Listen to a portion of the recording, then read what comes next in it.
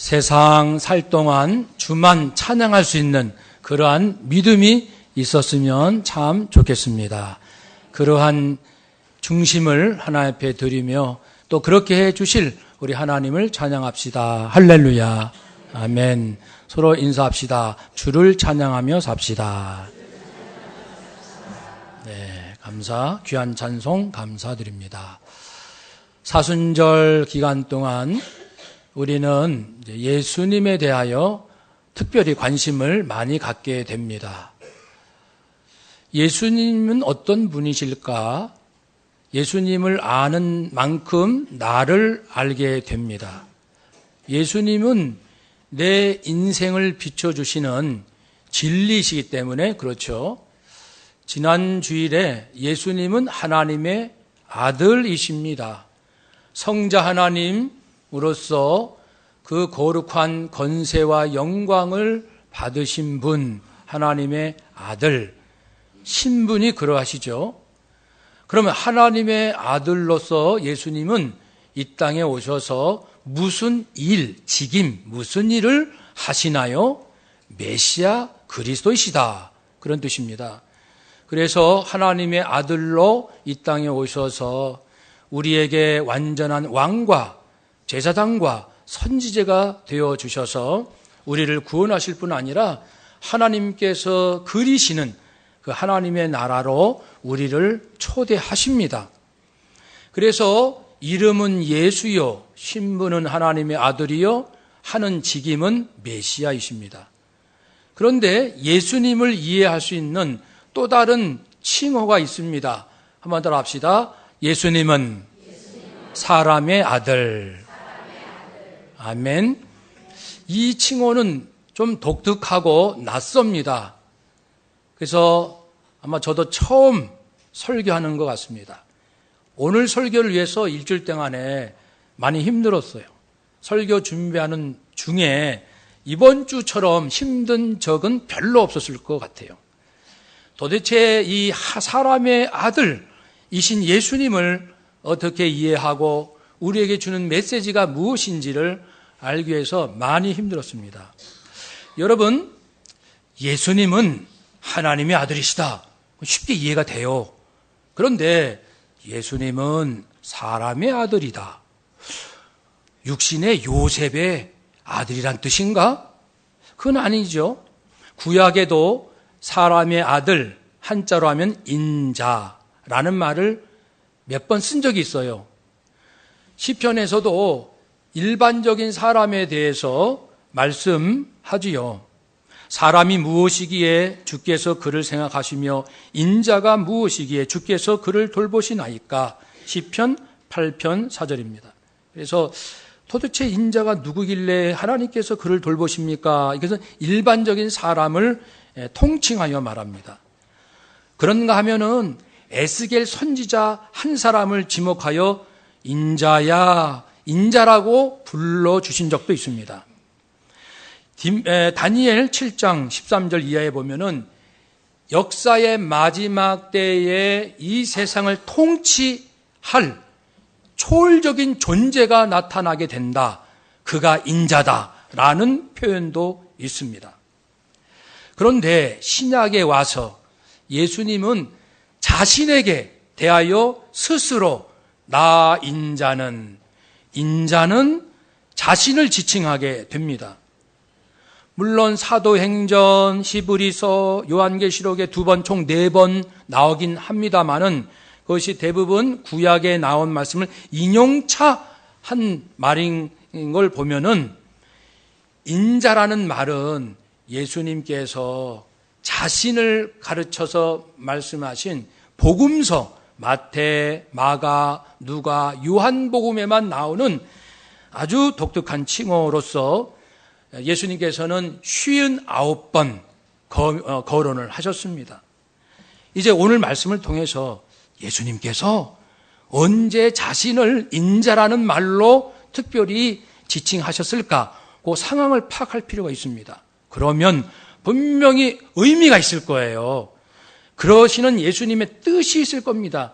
그것을 우리가 알기를 원합니다. 그걸 알면 나를 알게 되는 것이고 내가 어떻게 살 것인지 인생의 지침을 얻게 됩니다. 크게 세 부분입니다.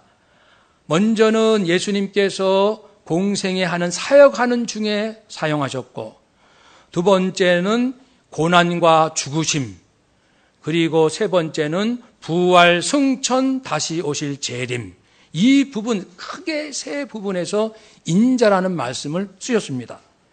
사역하는 중에는 인자가 인간으로 하늘에서 이 땅에 내려왔다라는 표현을 하십니다. 요한복음 3장 13절 말씀에 디모데에게 하신 말씀 중에 하늘에서 내려온 자 곧 인자 외에는 하늘에 올라간 자가 없느니라. 그래서 예수님 당신이 하늘에서 내려왔다, 인간으로 오셨다는 것을 말씀하고요. 죄 사는 권세가 있다는 것도 말씀합니다. 마가복음 2장 10절 말씀에 보면 그 중풍병자를 고치실 때 병만 고쳐주신 것이 아니고 그 중풍병자에게 네 죄를 사하노라, 너의 죄를 내가 용서한다 라고 말씀을 하셨어요. 그래서 인자가 땅에서 죄를 용서하는 권세가 있는 줄을 너희로 알게 하려 하노라. 주변 사람들이 깜짝 놀랐죠. 서기관들이 대들죠. 아니, 감히 이 청년 한 인간인 주제에 하나님만이 할 수 있는 인간의 죄를 용서하느니 마느니 신성모독에 해당되는 그러한 어마어마한 말씀인 거예요. 내가 인간의 죄를 용서할 수 있는 권세가 있다. 그때 인자라는 말을 쓰셨고, 또 인자는 안식일의 주인이다 라는 말씀도 했습니다. 예수님께서 제자들과 함께 선교하러 다니시다가 안식일 날 제자들이 배가 고팠어요. 그래서 밀밭 사이로 다닐 때에 제자들이 이삭을 자르며 비벼 먹는 과정이 있었는데, 이때 바리새인들이 이보시오, 아니 당신 제자들은 겁도 없어, 안식일 날 어떻게 밀 이삭을 자르고 비비고 먹어? 이건 안식일 규정을 어기는 것인데, 그렇게 대들었죠. 그때 예수님은 어떻게 답변하셨습니까? 구약을 인용하셨어요. 다윗 왕을 기억하느냐? 다윗 왕이 아비아달 제사장 시절에 그가 자기의 휘하의 사람들을 데리고 가다가 배고팠을 때 그 성소 안에 있는 진설병, 제사장만 먹는 진설병을 먹은 적이 있지 않느냐? 성소 안에 오른쪽 들어가면은 이제 진설병, 이 떡이 있습니다. 그래서 안식일마다 교체하죠. 6층으로 2줄, 12개의 떡, 12지파를 상징합니다. 이것을 먹은 적이 있지 않느냐? 다윗이 그렇게 먹을 수 있었다면 나는 다윗보다 더 큰 사람이다. 그러면서 나는 안식일의 주인이다. 이 안식일의 주인이라는 것은 안식일의 본질을 잘 해석할 수 있는 자가 유일하게 나다, 주인이다, 유일한 나다, 이런 뜻입니다. 안식일을 거룩히 지키라, 6일 동안 열심히 일하고 7일째 안식일을 구별하여 거룩하게 지내고 하나님께 예배드리며 사람들의 삶이, 몸과 마음이 회복할 수 있도록 명하셨습니다. 그런데 안식일의 수많은 규정들을 이후에 장로 그리고 서기관들이 만들어냈어요. 거리는 어디까지 가지 말고 음식은 미리 만들어내야 되고 어떤 정도의 행동은 괜찮고 그 이상 행동하면 안 되고 아주 사람을 피말리게 하는 안식일 규정이 있었어요. 예수님께서는 보란듯이 그걸 깨치는 거예요. 내가 안식일의 주인이거든. 안식일의 참된 의미가 무엇인지는 너희들이 말할 수 있는 게 아니고 나 예수만이 말할 수 있다. 그런 의미로 내가 안식일의 주인이다. 이 말씀은 무엇과 일맥상통하냐면 나는 율법을 완성하러 왔노라. 한번 더 합시다. 예수님은 율법을 완성하신 분이십니다. 아멘. 율법은 하나님의 말씀 아닙니까? 압축하면 십계명인데 하나님의 말씀인데 하나님의 말씀의 원뜻을 누가 할 수 있겠는가? 예수라는 겁니다. 나다. 내가 100% 하나님의 원마음 원뜻을 알고 해석할 수 있는 권세가 나에게 있다. 이것 또한 신성 모독에 해당되는 어마어마한 충격적인 말씀이죠. 그런데 이런 놀라운 예수님의 모습을 드러날 때 인자라고 쓰셨고, 그런데 그 정반대도 있어요. 그렇게 위대하신 분이고 메시아고 그리스도시라면은 굉장한 화려함과 권위를 가지고 능력을 행하셔야 되는데 정반대의 모습을 말씀할 때도 뜻밖의 인자라는 말씀을 쓰셔요. 그것은 이제 예수님께서 비난을 받은 적이 있습니다. 바리새인과 율법사들이 아니 예수여 당신의 제자들은 세례 요한처럼 이 금욕적인 생활을 해야지 먹을 거 다 먹고 떡도 먹고 포도주도 마시고 이게 뭐 하는 짓이요? 딱 그랬을 때 예수님에 대한 비난이 그 안에 들어가 있는 거죠. 당신들은 먹고 마시는 걸 탐하는 사람 아니야. 당신들은 세리와 죄인들의 친구 아니야. 그들과 한 통속 아니야. 그들이 뭐가 좋다고 죄인들 속에 들어가는 거야. 그때 예수님께서 인자는 와서 먹고 마신다. 인자는 세리와 죄인의 친구다. 그래, 나 죄인들 속에 들어갔다. 죄인을 친구 삼았다. 인자는 죄인의 친구다. 아까 말씀드린 나는 죄를 사는 권세가 있고 율법을 해석할 완전한 자라는 말씀하고는 정반대의 연약하고 초라한 모습으로 뚝 떨어져 내려오시는 거예요. 뿐만 아니고 예수님은 당신을 노숙인처럼 표현도 하셔요. 전도하러 다니실 때 예수님께서 여기저기 가시죠. 한 제자가 예수님, 저도 예수님을 용기 있게 따라갈 겁니다. 그때에 예수님께서 그 제자에게 말씀합니다. 여우도 굴이 있단다. 짐승도 굴이 서서 추위와 더위를 피하지. 공중에 나는 새도 자기 집이 있단다. 그런데 뜻밖에도 인자는 머리 둘 곳이 없다. 나는 노숙하는 사람이야. 나는 집이 없어. 나는 너희들에게 집을 마련해 줄 수가 없어. 너희들을 부자로 만들어 줄 수가 없어. 내 자신이 나는 노숙하는 사람이야. 그때도 인자는 머리 둘 거처가 없다. 그러면서 이제 또 말씀하십니다. 내가 누군 줄 아느냐? 나는 잃어버린 자를 찾아 구원하러 왔노라 할 때도 인자를 거명하셨습니다. 그러니까 예수님은 가장 높으신 예수님의 신성 거룩하심 하나님의 아들다운 위대한 힘과 권위가 있을 때도 인자는 이렇게 말씀하셨고 사람들 보기에 초라하고 그냥 노숙하는 사람이고 별로 힘도 없어 보이고 죄인들과 섞여 있는 그런 손가락질 받을 만한 위치로 뚝 내려가는 상태에서도 인자는 그렇게 표현을 하십니다. 그리고 이제 고난 당할 때 모습에서도 그렇습니다. 오늘 본문이죠. 오늘 본문으로 돌아오면요. 예수님과 함께 선교로 다닐 때 제자 중에 야고보와 요한이라는 형제가 있었습니다.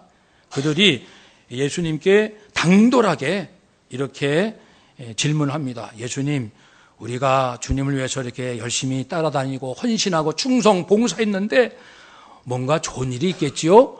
그래요, 예수님. 형은, 동생은 한쪽은 우편, 한쪽은 주의 좌편에 높은 자리에 좀 앉혀주세요. 나중에 보람 좀 있게 해주세요. 지금 뼈 빠지게 고생하며 따라다니잖아요. 나중에 좋은 일 좀 있게 해주세요. 우리 형제가요, 최고의 영광을 누릴 수 있게 좀 해주셨으면 좋겠어요. 그렇게 말씀했을 때 예수님께서 내가 마실 수 있는 잔을 마실 수 있겠니? 내가 받을 세례를 받을 수 있겠어? 이것은 예수님이 고난을 의미하거든요. 그런데 제자들은 무슨 말인지 모르고 마실 수 있어요?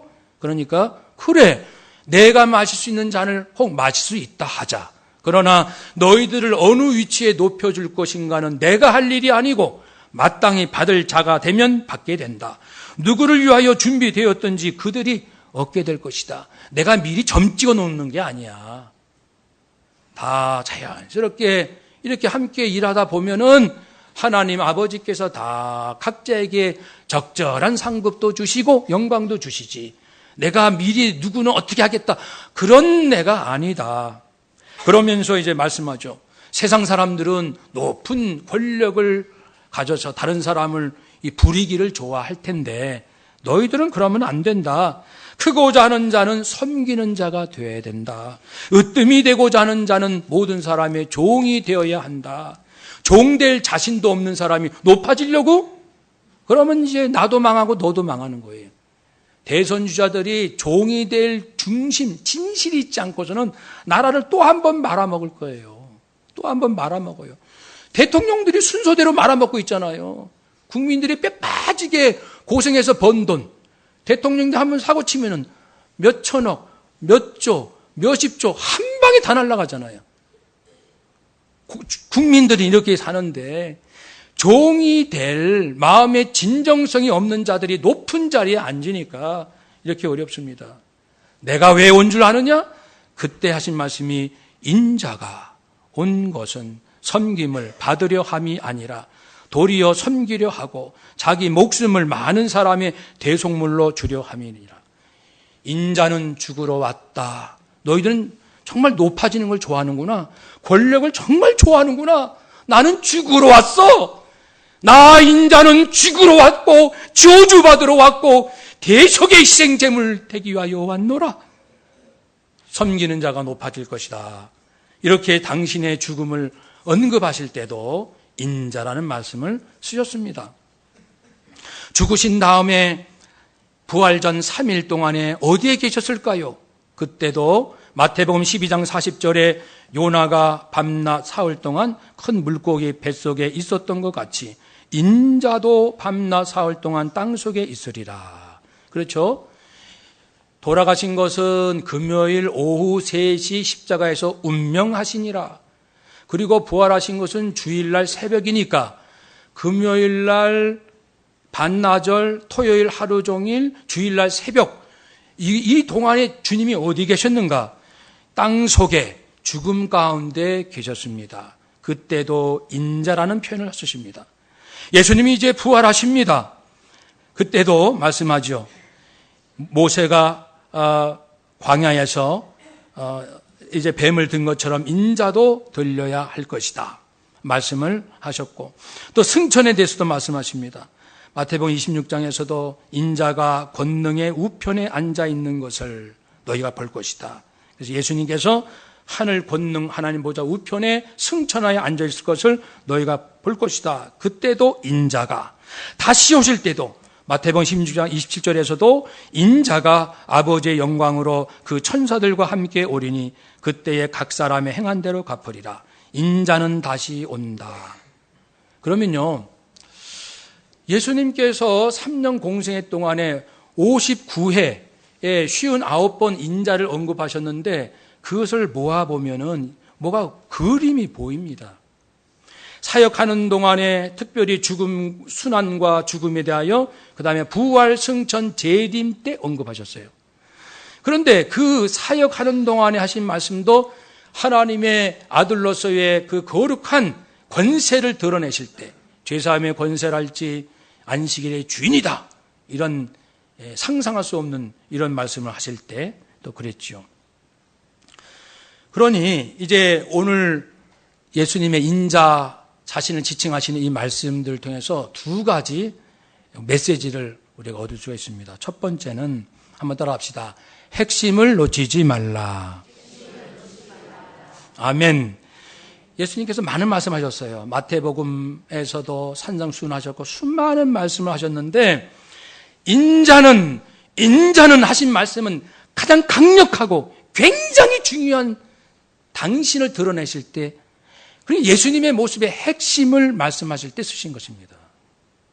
많은 지식이 있습니다. 예수님에 대해서 많이 알 필요가 있어요. 그러나 인자라 말씀하실 때는 마치 진실로 진실로 말하노니 truly truly 아멘 아멘 그렇게 말씀하실 때도 귀담아 들어야 하는 것처럼 인자가 이 말씀 놓치면 안 됩니다.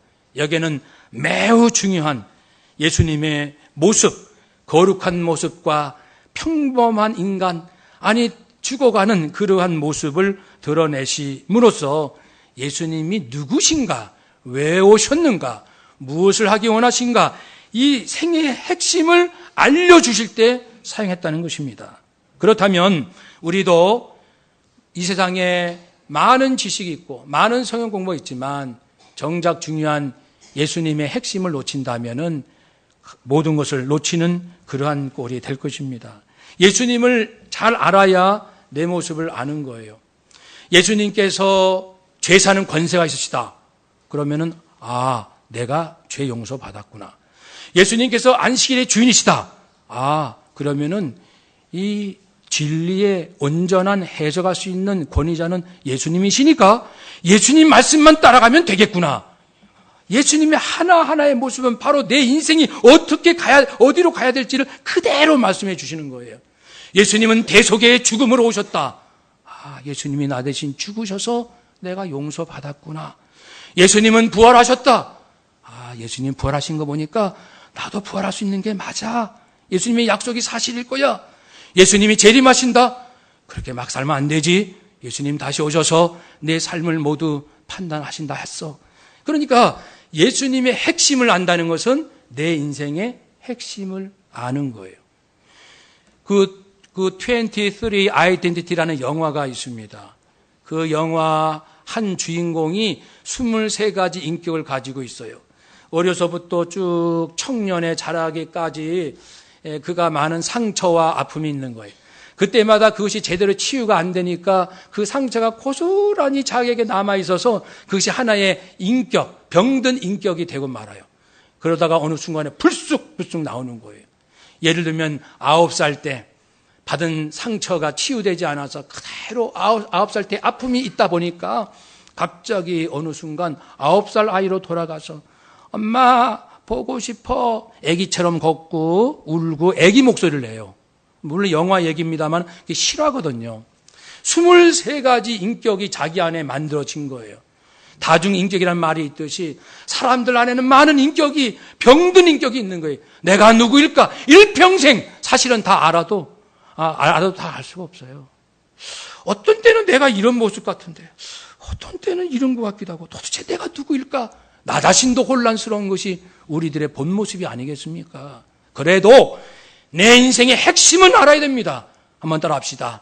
나는 죄인입니다. 나는 하나님의 자녀입니다. 나는 부활할 것입니다. 나는 판단받을 것입니다. 주님 재림하실 때 이런 중요한 핵심은 예수님 모습에서 나온 거예요. 내가 그런 모습, 다른 건 좀 몰라도 돼요. 어떻게 내 모습을 다 합니까? 그러나 이 중요한 부분들, 내가 죄인이라는 생각을 망각하는 순간 나는 타락의 삶을 계속 살 것이고, 내가 하나님의 자녀라는 것을 망각하면 세상에 그 심각한 열등감에 사로잡힐 것이고, 내가 부활할 것이라는 것을 알지 못하면 죽음이 두려울 것이고, 내가 장차 판단받을 것을 알지 못하면 아무렇게나 살 것입니다. 그러니까 예수님의 핵심의 모습을 아는 것은 내 인생의 핵심을 아는 것입니다. 그러면 최소한 내 인생을 그 위에 이제 만들어 갈 수 있습니다. 진짜 중요한 건 빼놓고 내가 죄인인 것은 새까맣게 망각하고 내가 뭘 벌었다, 뭘 얻었다, 뭘 이루었다 그따위 생각만 하니까 나는 괜찮은 것 같은데 어느 순간 와르르 무너지는 것은 내가 죄인인 것을 철저하게 모르기 때문에, 하나님의 자녀라는 것을 철저히 모르기 때문에 모래 위에 세워진 인생처럼 바람 불고 풍파가 나면 이리저리 흔들리고 다 쓰러지고 없어지는 거예요. 다시금 그래서 나는 인자, 내 인자가 예수님의 인자 되심은 예수님의 핵심이요, 그것은 바로 내 인생에 잊지 말아야 할 것이 무엇인지를 알려주신 말씀인 줄로 믿습니다. 다시 한번 따라 합시다. 핵심을 놓치지 맙시다. 아멘. 두 번째 메시지는요, 그 인자에 관한 말씀들은 전부 그 당시 사람들에게 매우 충격적인 내용입니다. 아니, 다 인간 중에 누군가는 죄를 살 수 있는 권세가 있는 인간이 있단 말인가? 하나님의 율법을 온전히 해석할 수 있는 인간이 있단 말인가? 그 당시도 랍비들이 얼마나 이 율법을 해석하려고, 저도 전에 몰랐을 때는요, 유대교 랍비들은 율법을 모두가 똑같이 해석하는 줄 알았어요. 근데 나중에 알고 보니까 거기도 진보, 보수, 중도가 있어요. 어디에나 마찬가지예요. 성경을 해석하는데 세 파가 있더라고요. 유대 랍비들 중에서도. 보다 현대적으로 해석하고 문자 그대로 해석하고 한 중간 정도가 다 있는 것을 알게 되었습니다. 어느 누구도 하나님의 말씀을 온전히 해석할 수 없다는 증거 아니겠습니까? 그런데 인간 중에 내가 안식일의 주인이고 율법을 다 해석할 수 있다라고 말하는 그러한 사람을 내 눈으로 내 앞에서 만날 수 있다는 것은 이것은 받아들이기 어려운 충격입니다. 그래서 그런 모든 말씀도 맞아요. 어떻게 사람이 죽는데 다시 삽니까? 그런데 다시 산다고 말씀하는 분이 내 앞에 있는 거예요. 천국에 올라간다? 다시 오신다? 아니 어디서 사람이 예수님이 어떻게 다시 오신단 말인가? 지금 여기 계신 이분이 인간의 상식과 지식으로는 도무지 알 수 없는 그 세계 이름하여 충격입니다. 그래서 인자는 언급하실 때 예수님은 그렇게 말씀하시는 것 같아요. 인생들아 충격을 받으라. 충격을 받으라. 그러나 거룩한 충격이니라. 왜 거룩합니까? 하나님의 진정한 의미, 말씀, 진리, 섭리를 점점 가까이 가도록 하는 충격요법이에요. 기존의 율법에 대한 해석을 새롭게 하시고 기존의 메시아에 대한 이미지를 완전히 뒤엎으시고 인간에게 익숙한 자신들의 고정관념에 사로잡힌 것을 깨셨고 전혀 예기치 못한 방법으로 인간을 구원하시는 그러한 것을 알리셨고 인간의 상식과 이성으로 뛰어넘는 부활, 승천, 재림의 세계를 말씀해 주셨습니다. 그러니 여기서 우리는 인자 정신이라고 말할 수 있는 것을 생각해 볼 수 있어요. 기독교의 특징은 몇 가지로 말하잖아요. 청지기 정신. 본래 내 것은 없고 다 아버지의 것이고 내가 경영을 할지라도 소유는 할 수 없으며 하나님의 뜻대로 관리할 뿐이다. 청지기. 아까 우리 장로님 평생 구벽에 기도를 해주셨는데 다 청지기로서 시간은, 재능은, 물질은, 습관은 그리고 건강은 어떻게 할 것인가 그 고민하는 기도 아닙니까? 청지기 정신. 또 있습니다. 기독교의 위대한 정신은 개혁 정신입니다. 끊임없이 다 된 줄 생각하지 말고 끊임없이 자기를 새롭게 하라는 말씀. 그러한 정신이 있습니다. 그런 것처럼 인자 정신이라고 한다면은 예수님은 언제나 사람들에게 거룩한 충격을 주기 원하셨습니다. 그러니까 무사태평하게 사는 걸 원치 않았습니다. 고정관념에 사로잡히지 마라. 구태의연하게 살지 말라. 이미 얻은 기득권에 익숙하지 말라. 인생을 고리타분하게 살지 말라. 너희들이 뭐가 다 되었느냐? 무엇을 한단 말이냐? 너희들이 되었느냐? 예수님께서 끊임없이 거룩한 충격을 주시면서 깨어나게 하시는 거예요. 기독교인이란 하나님으로부터 매일같이 이 충격을 받는, 충격받지 않으면 그 다음부터 인생은 고이고 썩쓰고 악취가 납니다. 한번 따라 합시다. 하나님, 매일같이 주로부터 거룩한 충격을 받게 하옵소서. 아멘. 그래야 지금까지 내가 상당히 많이 알고 있었는 줄 알았는데 아이고 그게 아니구나. 지금까지는 이것저것 요것만 있으면 잘 될 줄 알았는데 어림도 없었구나. 내가 왜 이렇게 멍청했지? 충격을 받아야 돼요. 제가 충격받은 말씀들은 이런 것들이죠. 고린도서 13장에 사랑이 아니면 아무것도 아니다. 아무리 방언하고 천국 방언 말씀을 전하고 믿음이 있고 세상을 산을 옮길 만한 믿음이 있고 내 몸을 불사르게 남에게 내어줄지라도 사랑이 없으면 내게는 아무 유익이 없다. 저는 그 말씀에 충격받았어요. 또 있어요. 사도 바울이 그전에는 자기를 상당히 높은 자로 알았다가 진짜 예수님 만나고 나서는 예수님 위의 모든 것은 무엇이다? 배설물, 똥이다. 그 똥에 충격받았잖아요. 똥. 어떻게 사도 바울이 예수님 위의 모든 것을 똥이라고 표현할 수 있을까? 그 심정을 나는 이해하고 있을까? 여러분 사람이 똥이라고 이해가 되셔요? 우리들의 재산이 다 똥이에요. 내가 다니는 직장이 똥이라고요. 그걸 무시한다는 의미는 물론 아니죠. 예수님이 누구신지를 알고 나니 그동안 소중했고 이거 있으면 나는 산다라고 했던 모든 것이 다 허무한 것이라는 걸 알았다는 표현이거든요. 그 말씀에 저는 충격받았어요. 여러분은 어떤 말씀에 거룩한 충격을 받으셨습니까? 매일같이 충격을 받고 또 충격을 받아야 내가 졸지 않고 깨어서 계속 정진하여 그리스도의 장성한 분량에 도달할 수 있습니다. 거룩한 충격, 왜 거룩한이라는 말을 붙입니까? 거룩이라는 것은 하나님 뜻에 가깝다, 하나님의 성품을 닮아간다, 하나님의 진리와 섭리로 다가간다. 그럴 때 전부 거룩이라는 말을 붙입니다. 거룩한 사람, 거룩한 일, 거룩한 직장, 거룩한 책, 거룩한 모임, 이 거룩한 충격. 내가 어떤 충격을 받았는데 그걸 통해서 화들짝 놀라서 하나님은 이런 분이셨구나. 근데 내가 어리석었지. 마치 욥처럼. 욥도 거룩한 충격을 받았잖아요. 내가 뭘 잘못했길래 왜 내 자식이 다 죽고 재산이 왜 다 없어지고 왜 이렇습니까?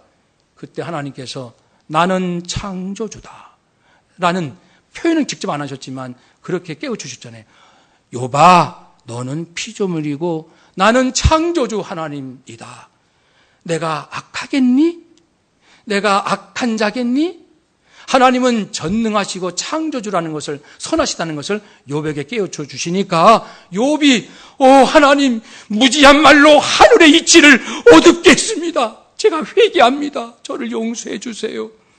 나는 잘못한 것이 없는데 왜 이렇게 인생에 시련을 주시냐고 하나님 앞에 대들었고 원망했던 모든 어리석은 것을 회개하고 또 회개합니다. 충격을 받았어요. 요즘 무슨 충격을 여러분 받고 계십니까? 매일 받아야 합니다. 내가 알고 있는 것으로 세상이 잘 세워집니까? 충격을 아직 덜 받아서 그래요. 내가 의지하고 있는 무엇이 나를 든든하게 합니까? 충격을 받아야 합니다. 다 모든 것을 다 소용없다라고 말해야 돼요. 그 자체를 부정하는 건 아닙니다. 다 소용없고 그것이 중요한 것이 아니고 결국 하나님을 경외하고 하나님으로 즐거워하는 것, 주님 안에서 만족하는 것, 주의 뜻대로 사랑하며 사는 것, 이런 중요한 것들로 인생이 다시 가는 것. 그렇게 하기 위하여 예수님은 인자라는 표현을 통해서 잊지 말아야 할 중요한 것들을 말씀해 주셨습니다. 다시 한번 성경을 읽으실 때 그 인자라는 표현이 나오면은 살펴보시고요.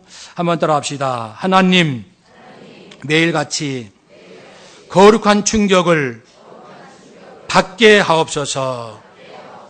거룩한 충격을 서로 주게 하옵소서. 아멘. 목회자는 성도에게 충격을 줘야 되고 성도님들은 목회자에게 충격을 주시고 자녀는 부모에게, 부모는 자녀에게, 형제끼리, 성도끼리, 회사의 직원은 사장에게 충격을 줘야 됩니다. 그래서 사장이 번쩍해서 내가 이런 식으로 회사를 운영하면 안 되겠구나. 이렇게 서로가 거룩한 충격을 주고받을 때 우리는 타락하지 않는 예수의 길을 따라갈 줄로 믿고 사순절 기간 동안 우리 예수님을 새롭게 만나시기를 주의 이름으로 축복합니다. 아멘. 기도하겠습니다.